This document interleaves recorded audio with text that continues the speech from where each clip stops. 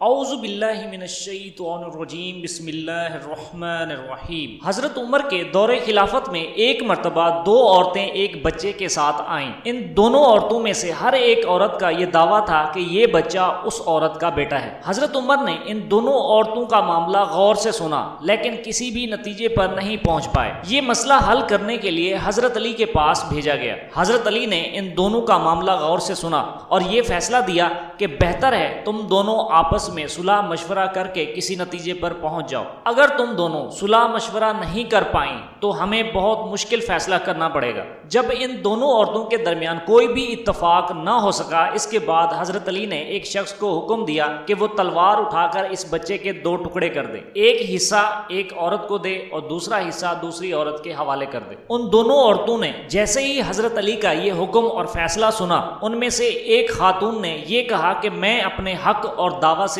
دستبردار ہوتی ہوں، اس بچے کے ٹکڑے کرنے کے بجائے یہ بچہ اس عورت کے حوالے کر دیا جائے۔ اس عورت کی یہ بات سننے کے بعد حضرت علی نے یہ حکم دیا کہ یہ بچہ اس عورت کے حوالے کر دیا جائے، کیونکہ فطرتاً کوئی بھی ماں اپنے بچے کی تکلیف برداشت نہیں کر سکتی، اسی لیے اس نے رد عمل کا اظہار کیا اور یہی اس بچے کی حقیقی ماں ہے۔ ایک مرتبہ حضرت عمر کے دور خلافت میں ایک ایسا شخص لایا گیا دربار میں جس کے دو سر دو دھڑ مگر نیچے والا حصہ ایک جیسا ہی تھا۔ اس شخص کا یہ معاملہ تھا کہ اس کے والد کا انتقال ہو چکا تھا، اب اس کی جائیداد کی تقسیم ہونی تھی۔ معاملہ یہاں تک پہنچا کہ اس شخص کو ایک شخص تصور کیا جائے یا اس شخص کو دو افراد سمجھ کر اسے دو کا حصہ دیا جائے، کیونکہ یہ شخص نچلے حصے سے ایک شخص معلوم ہوتا ہے لیکن جسم کے اوپر والے حصے سے یہ دو افراد معلوم ہوتے ہیں۔ جب حضرت علی کے سامنے یہ معاملہ پیش ہوا تو حضرت علی نے یہ حکم دیا کہ رات کے وقت چپکے سے ایک طرف سے اس کو آواز دی جائے، اگر دونوں سر ایک ہی وقت میں اٹھتے ہیں بیدار ہوتے ہیں تو یہ ایک ہی شخص ہے، لیکن اگر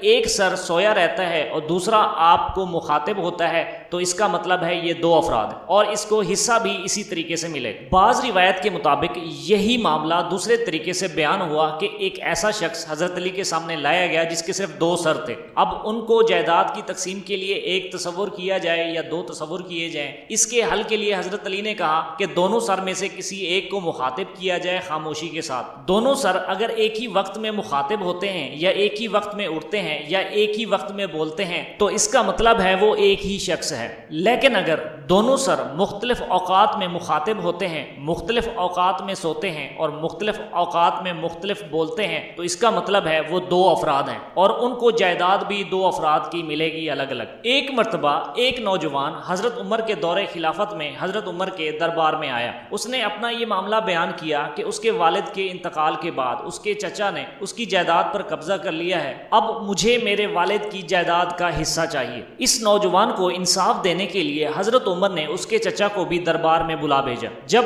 اس نوجوان کا چچا دربار میں آیا اور اس کو یہ معاملہ بتایا گیا تو اس نے اس بات سے ہی انکار کر دیا کہ یہ نوجوان میرے بھائی کا بیٹا ہے، اور جب یہ نوجوان میرے بھائی کا بیٹا ہی نہیں تو وہ جائیداد کیسے لے سکتا ہے؟ جب معاملہ بہت پیچیدہ ہو گیا تو حضرت علی کو اس معاملے سے آگاہ کیا گیا، تو اس دوران حضرت علی نے یہ حکم دیا کہ اس کے والد کی قبر پر جا کر اس کی کھدائی کی جائے اور اس کی ایک ہڈی دربار میں لائی جائے۔ حضرت علی کے حکم کے بعد اس حکم کی تعمیل کی گئی اور اس کے والد کی قبر کی کھدائی کرنے کے بعد اس کی ہڈی کو لا کر حضرت علی کے حوالے کیا گیا۔ اس کے بعد حضرت علی نے یہ حکم دیا کہ اس ہڈی کو ہر ایک شخص کو جو کہ دربار میں موجود ہے سنگھایا جائے۔ حضرت علی کے اس حکم کے بعد ایسا ہی کیا گیا اور وہ ہڈی ہر شخص کو دے کر سنگھائی گئی اور نتیجہ یہ نکلا کہ کسی بھی شخص کو کوئی بھی فرق نہیں پڑا۔ اس کے بعد حضرت علی نے یہ حکم دیا کہ یہ ہڈی اس نوجوان کو سنگھائی جائے جو یہ دعویٰ کرتا ہے کہ وہ اس کا بیٹا ہے۔ جیسے ہی وہ ہڈی اس کے ناک کے قریب لائی گئی اس کے ناک سے خون بہنا شروع ہو گیا۔ یہ منظر دیکھنے کے بعد حضرت علی نے یہ حکم دیا